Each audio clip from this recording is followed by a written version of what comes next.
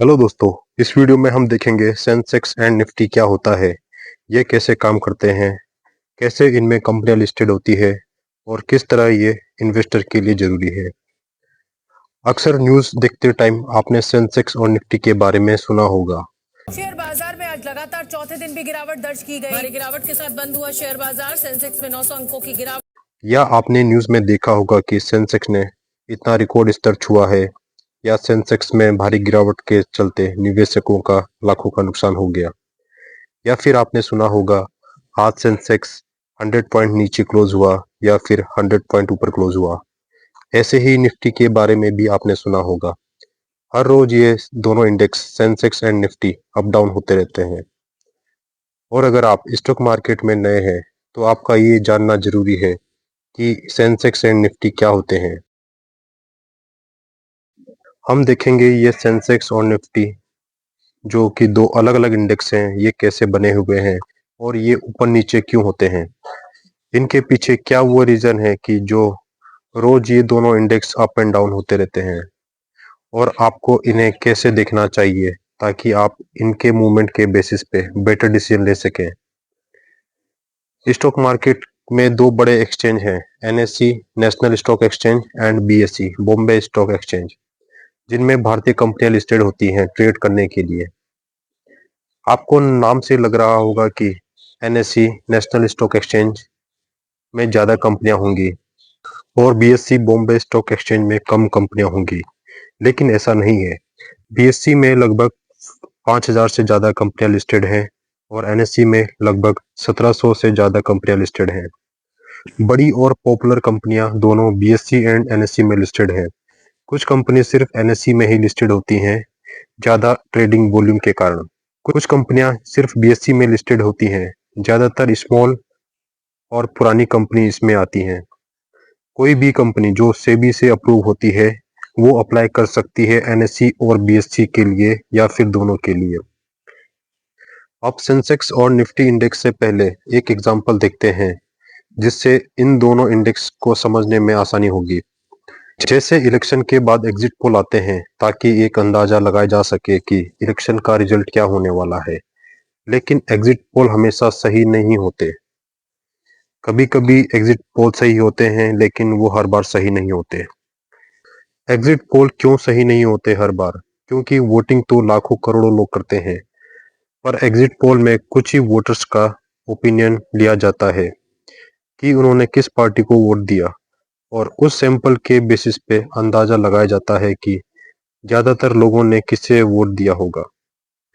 तो Sensex and Nifty के output भी इलेक्शन एग्जिट पोल के जैसे होते हैं स्टॉक मार्केट के लिए, जो ओवरऑल मार्केट का डायरेक्शन या रिजल्ट बताते हैं। अब देखते हैं सेंसेक्स एंड निफ्टी कैसे बनता है। सेंसेक्स एंड निफ्टी दो प्रमुख इंडेक्स यानी सूचकांक हैं। Sensex BSE Bombay stock exchange का बेंचमार्क इंडेक्स है, जबकि Nifty NSE national stock exchange का बेंचमार्क इंडेक्स है।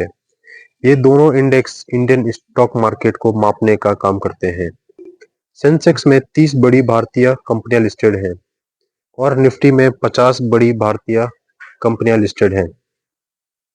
सेंसेक्स बीएसई का बेंचमार्क इंडेक्स होने के कारण इसे बीएसई सेंसेक्स भी कहा जाता है।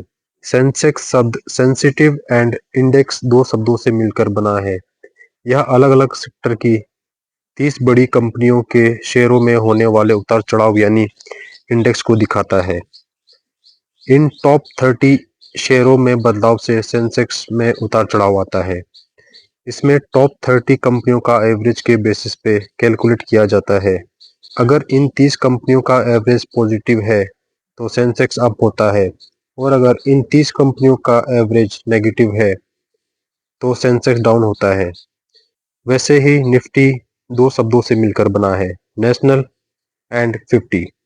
नाम के अकॉर्डिंग इस इंडेक्स में अलग अलग सेक्टर की 50 भारतीय कंपनियां शामिल हैं। आप सेंसेक्स एंड निफ्टी का डिफरेंस एंड कंपैरिजन देख सकते हैं शीट में। भारतीय स्टॉक मार्केट में 5,000 से ज़्यादा लिस्टेड कंपनियां हैं। हम सभी कंपनियों का प्राइस रोज देख नहीं सकते, पर हमें अगर एक अंदाजा लगाना है कि आज मार्केट कहां जा रहा है या मार्केट का सेंटिमेंट क्या है। तो बेसिकली सेंसेक्स और निफ्टी एक तरह का एग्जिट पोल है जो एक छोटे सिंपल साइज से ये प्रिडिक्ट करता है कि ओवरऑल मार्केट का डायरेक्शन क्या है। मोस्टली ऐसा होता है कि जिस डायरेक्शन में ये इंडेक्स की कंपनियां जा रही होती हैं उसी डायरेक्शन में मार्केट जाता है, लेकिन हर बार ऐसा हो जरूरी नहीं है। इसलिए सेंसेक्स या निफ्टी में आपको आंख बंद करके भी भरोसा नहीं करना चाहिए। हम सेंसेक्स में लिस्टेड कंपनी का एग्जाम्पल देखते हैं। सेंसेक्स में 30 बड़ी भारतीय कंपनियां हैं फ्री फ्लोट मार्केट कैपिटलाइजेशन के हिसाब से। पहले हम देखते हैं कि ये मार्केट कैपिटलाइजेशन क्या होता है। Market capitalization means total value of company share और number of share multiplying the current share price. इसका एग्जांपल देखते हैं। माना कोई कंपनी ए है, इसके 100 शेयर हैं और एक शेयर का दाम है 20 रुपीज। तो 100 शेयर इंटू 20 रुपीज हुआ 2000 रुपीज। तो ये 2000 रुपीज कंपनी ए का मार्केट कैपिटलाइजेशन हुआ। लेकिन सिर्फ मार्केट कैपिटलाइजेशन से कंपनी सेंसेक्स में लिस्ट नहीं होती। सेंसेक्स में कंपनियां इंक्लूड होती है फ्री फ्लोट मार्केट कैपिटलाइजेशन के हिसाब से। अब फ्री फ्लोट क्या होता है ये देखते हैं। फ्री फ्लोट यानी वो मार्केट कैपिटलाइजेशन जो ओनर के शेयर को हटाकर बचता है। जैसे कि कंपनी ए के 100 शेयर है, जिनमें से 30 शेयर कंपनी के ओनर के पास ही है। उन्होंने ये 30 शेयर स्टॉक एक्सचेंज में कभी जारी किए ही नहीं। तो वो 30 शेयर जो कंपनी के ओनर के पास है वो माइनस हो जाएंगे। यानी अगर कंपनी ए के जिसके 100 शेयर हैं और उसमें से अगर 30 शेयर ओनर के पास ही है, तो इस कंपनी का free float market capitalization count 70 share के हिसाब से होगा। तो अब 70 शेयर मल्टीप्लाई 20 रुपीज, यानी अब कंपनी ए का फ्री फ्लोट मार्केट कैपिटलाइजेशन हुआ 1400 रुपीज। तो सेंसेक्स में वो 30 कंपनियां हैं जिनका भारत में फ्री फ्लोट मार्केट कैपिटलाइजेशन सबसे ज्यादा है। ऐसी 30 कंपनियां अलग अलग सेक्टर का कॉम्बिनेशन होती हैं, जैसे कि financial service, banking, IT, pharma और भी कुछ अदर सेक्टर हैं। तो अलग अलग सेक्टर से मिलकर 30 बड़ी बड़ी कंपनियां हैं वो सेंसेक्स का पार्ट है। वो कंपनियां जितना ऊपर नीचे होती है उसी हिसाब से सेंसेक्स अप एंड डाउन होता रहता है।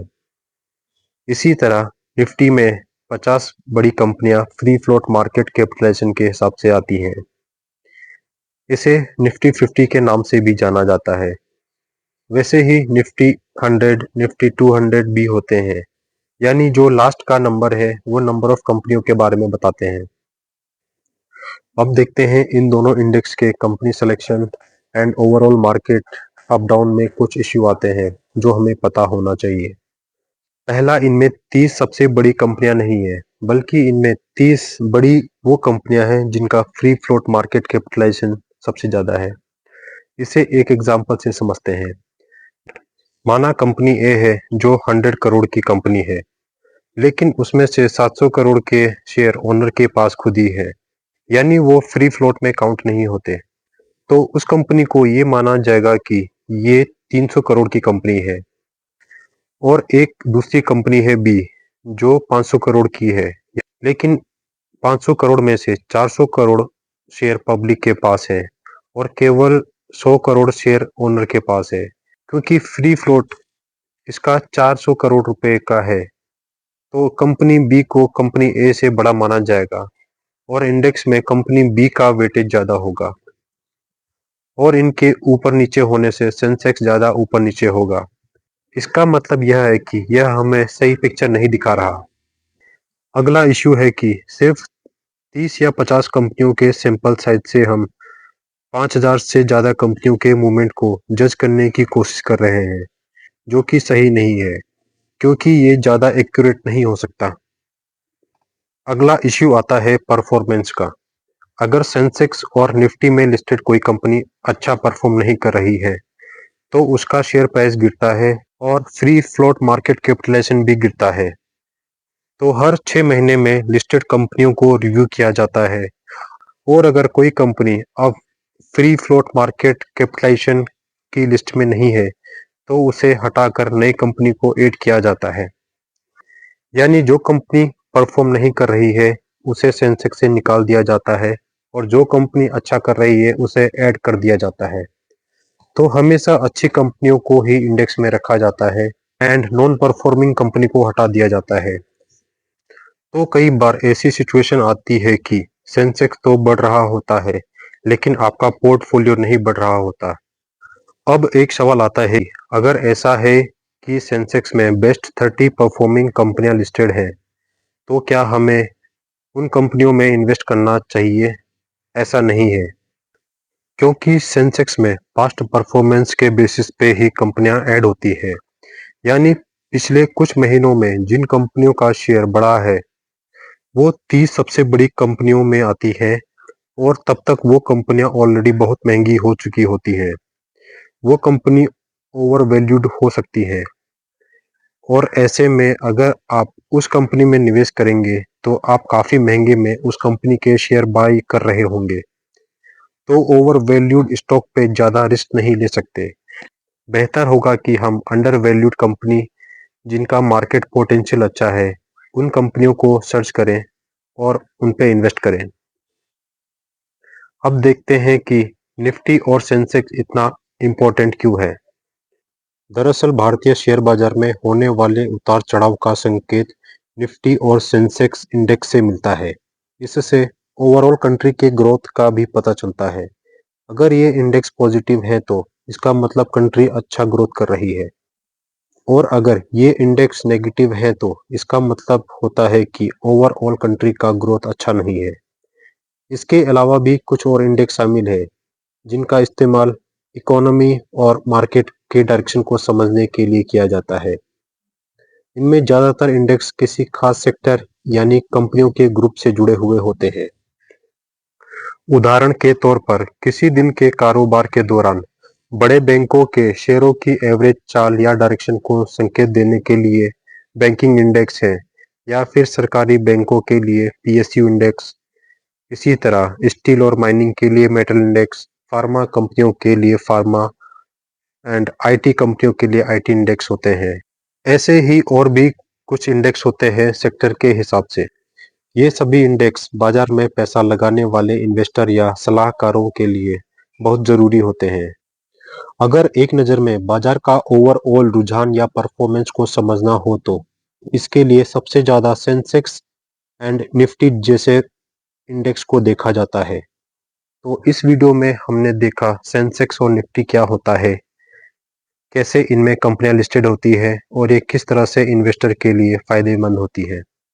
मिलते हैं नेक्स्ट वीडियो में किसी और टॉपिक के साथ। तब तक के लिए थैंक यू फॉर वॉचिंग।